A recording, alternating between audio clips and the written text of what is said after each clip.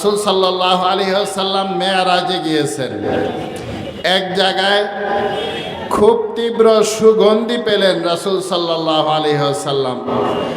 এমন অতুলনীয় সুগন্ধি তিনি আর কোনোদিন পাননি।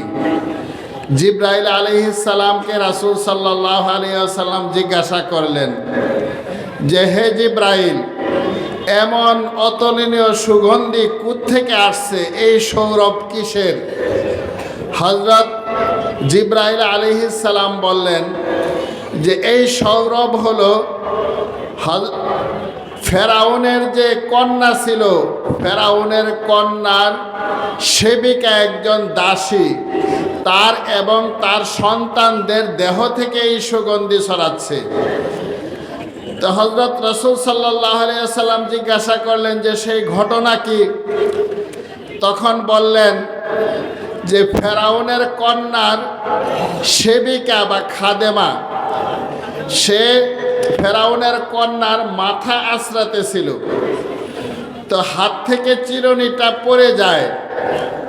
তো চিরুনি উঠাবার সময় তখন সেই কন্যার যে দাসী বা সেবিকা, সে বিসমিল্লাহ বলে চিরুনিটা উঠিয়েছে। ফেরাউনের কন্যা জিজ্ঞাসা করেছে যে তুমি বিসমিল্লাহ আল্লাহর নামে যে বলেছো, এই আল্লাহ বলতে তুমি কি আমার বাবাকে বুঝিয়েছো, ফেরাউনকে বুঝিয়েছো, না অন্য কাউকে বুঝিয়েছো? তখন সেই সেবিকা বলল যে না, আমি বরং এর দ্বারা তোমার, আমার এবং তোমার বাবা ফেরাউনের যে স্রষ্টা, আসমান জমিনের যিনি স্রষ্টা, সেই মহান রাব্বুল আলামিন আল্লাহ তাআলাকে আমি বুঝিয়েছি। তো কন্যা বলল যে আমার বাবা ছাড়া আরো কোনো খোদা আছে নাকি? বলল যে হ্যাঁ, অবশ্যই আছে, যিনি আসমান জমিন সকল কিছু সৃষ্টি করেছেন, সেই সত্তাই তো আল্লাহ তাআলা। মেয়ে বলল যে আমি তাহলে আমার বাবা ফেরাউনকে ঘটনাটা বলে দেব। তো সে ঈমান দীপ্ত অবস্থায় বলল ঠিক আছে, তুমি তোমার বাবাকে বলতে চাও বলে দাও। ফেরাউনকে বলা হলো। ফেরাউন এই দাসীকে ডেকে নিল, বলল যে আমাকে ছাড়া আরো কাউকে তুমি রব হিসাবে, আল্লাহ হিসাবে স্বীকার করো নাকি? তো এই দাসী বলল যে হ্যাঁ, অবশ্যই তোমার, আমার এবং সারা জগতের স্রষ্টা যিনি আল্লাহ তাআলা, আমি একমাত্র তাকেই আল্লাহ হিসাবে, রব হিসাবে মানি, আর কাউকে মানি না। সুবহানাল্লাহি ওয়া বিহামদিহি। ফেরাউন বলল যে তুমি তোমার এই কথা থেকে ফিরে আসবে, না হলে তোমাকে কঠিন শাস্তি দিব। তো এই দাসী বলল যে যত প্রকারের শাস্তি হোক না কেন, ঈমান থেকে আমি এক চুল নড়ব না। ফেরাউন নির্দেশ দিল যে তার কর্মচারীদেরকে যে বিরাট বড় আকারের একটা কড়াই নিয়ে আসো, কড়াইয়ের নিচে আগুন জ্বালাও।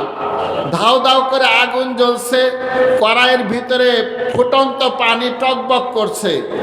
এই মহিলার সন্তানাদি ছিল। প্রথম সন্তানকে ফেরাউন সে আগুনের মধ্যে, আগুনের ফুটন্ত পানির ভিতরে নিক্ষেপ করলো। নিচে আগুন জ্বলছে। তো কিছুক্ষণের মধ্যেই তার হাড় থেকে শরীরের গোশতগুলো আলাদা হয়ে গেল, পৃথক হয়ে গেল। তো এরপরে বলল যে ঠিক আছে, এই সন্তানকে যেভাবে হত্যা করেছি তোমাকে সেভাবে হত্যা করব। তুমি তোমার কথা থেকে ফিরে আসো, আমাকে রব হিসাবে তুমি মেনে নাও। বলল যে এটা কখনো হতে পারে না। একে একে তার তিনজন সন্তানকে জ্বলন্ত ফুটন্ত আগুনের কড়াইয়ের মধ্যে নিক্ষেপ করে তাদেরকে শহীদ করা হলো। চতুর্থবারে এসেছে তার সেই সন্তানের পালা, যে সন্তান তার দুধের শিশুকে যখন তার কুল থেকে নিয়ে সেই ফুটন্ত পানির মধ্যে নিক্ষেপ করবে, তখন এই মহিলা অল্প সময়ের জন্য তার সাহস হারাবার উপক্রম হয়ে গেল। দুধের শিশু, কলিজার টুকরা সন্তান, এই দুধের শিশুকেও নিয়ে শহীদ করে দিবে। তখন সেই শিশুর মুখের ভাষা ফুটে উঠল। আল্লাহ তাআলা তার জবান খুলে দিলেন। শিশু বলল যে মা, কখনো তুমি ঈমান থেকে দূরে সরবে না, কারণ দুনিয়ার শাস্তির চেয়ে পরকালের আযাব অত্যন্ত কঠিন। তুমি আল্লাহর সঙ্গে শরীক করবে না, আমাকে তুমি শহীদ হতে দাও। সন্তানের কথা শুনে মা তার ছেলেকে ছেড়ে দিল, সেই দুধের শিশুকেও আগুনের মধ্যে নিক্ষেপ করা হলো। এরপরে তাকে বলা হলো যে তোমার সব সন্তান এখন নিহত হয়েছে, এখন তোমার পালা, তুমি বলো আমি ফেরাউনকে তুমি রব হিসাবে মানো কিনা। বলল যে না, আমি কখনোই আল্লাহ ছাড়া আর কাউকে রব হিসাবে মানি না। এই মহিলাকেও আগুনের মধ্যে, সেই আগুনের ফুটন্ত কড়াইয়ের পানির মধ্যে নিক্ষেপ করা হলো। এই মহিলাও সেখানে শহীদ হয়ে গেল।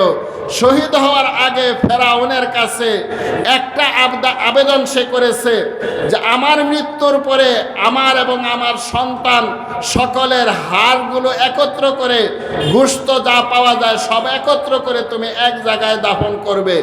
মুসনাদ আহমদের মধ্যে আছে, অন্যান্য হাদিসের কিতাবের মধ্যেও আছে।